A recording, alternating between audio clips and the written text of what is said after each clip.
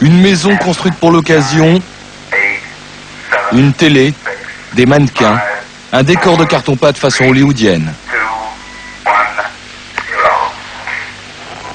Mais l'explosion à laquelle vous allez assister, elle, est bien réelle. Une boule de feu à 10 millions de degrés, 1000 degrés à 1 km de l'explosion, de quoi volatiliser la peinture de ces véhicules. Assez pour provoquer la combustion spontanée d'une maison. Puis c'est l'onde de choc. En quelques dixièmes de seconde, des masses d'air colossales sont propulsées à plus de 1000 km/h, un souffle capable de volatiliser une maison. Entre 1945 et 1960, au plus fort de la course à l'armement, la puissance des armes nucléaires a été multipliée par 1000.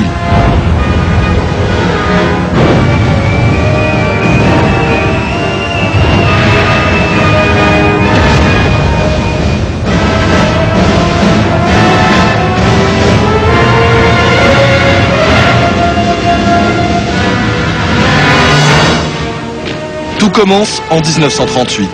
L'Allemagne nazie s'apprête à mettre la main sur l'Europe entière. Dans les laboratoires du Troisième Reich, des scientifiques découvrent la réaction en chaîne. Un principe qui permet d'envisager la fabrication d'une nouvelle arme d'une puissance faramineuse, la bombe atomique. Lorsque l'on bombarde un noyau d'uranium avec un neutron, le noyau original se fractionne en deux noyaux. C'est la fission nucléaire. Deux neutrons sont libérés, ils vont à leur tour provoquer la fission de deux noyaux et ainsi de suite. C'est la fameuse réaction en chaîne. Elle produit une énergie considérable, une énergie qui permet aux militaires d'envisager de fabriquer la plus puissante des bombes. Albert Einstein, qui a fui les persécutions nazies, écrit au président américain Roosevelt pour l'avertir du danger que représentent les expériences allemandes si elles aboutissent. Roosevelt décide alors de lancer un vaste programme de recherche. Le projet Manhattan est né. Un laboratoire secret est créé à Los Alamos, dans le désert du Nouveau-Mexique. Il est dirigé par le professeur Oppenheimer. Entouré par les meilleurs scientifiques du monde, il est chargé de fabriquer la bombe atomique. Dès 1942, on implante donc aux États-Unis des usines chargées d'extraire le plutonium nécessaire à la fabrication de la bombe. Voici une bombe au plutonium. Au centre, un cœur de plutonium. À la périphérie, plusieurs détonateurs disposés en couronne.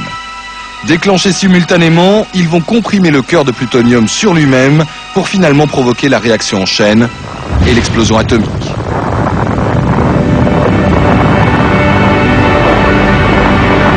Après 3 ans de travaux, c'est le premier essai. Il a lieu dans le désert du Nouveau-Mexique. La ville la plus proche est à 35 km.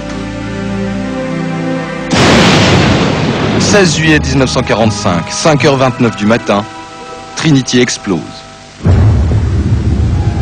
La tour en haut de laquelle elle était placée est vaporisée. Toute forme de vie est anéantie à 1 km à la ronde. Malgré leurs lunettes de protection, les scientifiques réunis dans un abri bétonné à 8 km du site y voient comme en plein jour.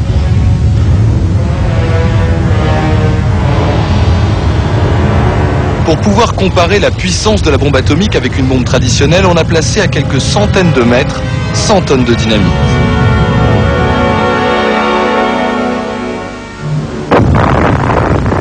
Voici leur explosion. La dynamite crée également un champignon.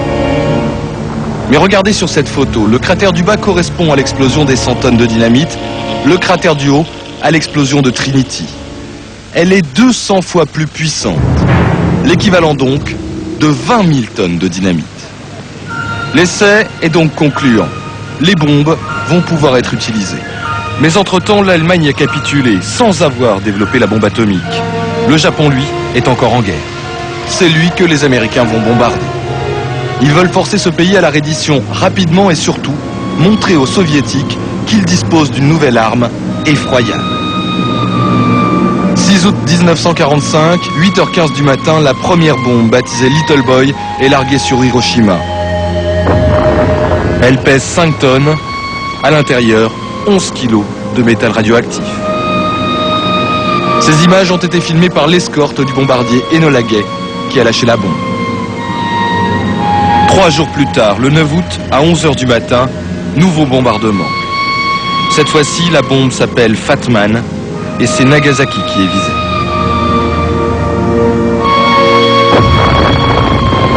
Les 2 bombes ont explosé à 550 mètres au-dessus du sol. C'est à cette altitude que, selon les calculs, elles devaient produire le plus de dégâts. À Hiroshima, Little Boy fait 70 000 morts.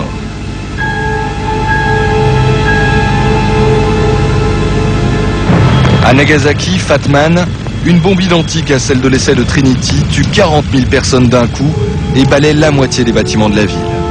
6 jours après cette seconde explosion, le Japon capitule sans condition. Mais la bombe atomique, ce n'est pas seulement une arme de destruction immédiate. Jusqu'à 4 km de l'épicentre, bâtiments et humains prennent feu spontanément. À 8 km, tous les êtres vivants sont brûlés au 3e degré. Mais ce n'est pas tout. L'explosion dégage d'énormes quantités de rayons gamma. Ces rayons ont la particularité de s'immiscer au cœur de nos cellules. Là, ils cassent les chaînes d'ADN, ce qui provoque des cancers irrémédiables. Après Hiroshima et Nagasaki, on pense que 300 000 personnes sont mortes à cause de la radioactivité.